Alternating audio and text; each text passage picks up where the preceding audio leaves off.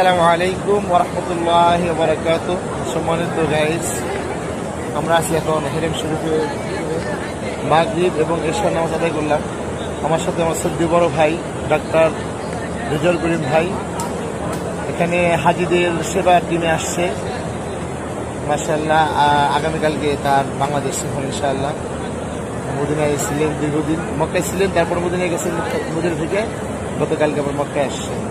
আলহামদুলিল্লাহ, একটা অনুভূতি এখানকার যে মক্কায় আসা, মদিনায় আসতে পারা, রসুলের রওজায় কাছে যাওয়া, রসুলের বসবাসের ভূমি মক্কা, এখানে আসতে পারা অন্যরকম একটা অনুভূতি। আল্লাহর ঘর বাইতুল্লাহ, সকল মুসলমানদেরকে আহ্বান করছি আল্লাহর ঘরে আসার নিয়াত করেন। অনেকে বিভিন্ন রাস্তায় আপনার ট্যুরিজমে যান, তা না করে একবার মক্কা আসেন, বারবার আসতে পৌঁছাবে এমন একটি জায়গা। আর প্রত্যেকটা মুসলমানের প্রত্যাশিত একটি স্থান।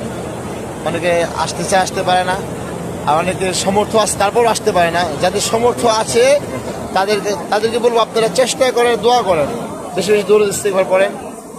আর আজকে ঈশার নামাজের পরে অনুভূতিটা একটু অন্যরকম মনে হচ্ছে। যে শীতের দিন দেখাচ্ছি যে ঈশারের নামাজের পরে এই যে এখানে মানুষকে ঠান্ডা হাওয়া দিচ্ছে এসি ফ্যানগুলো।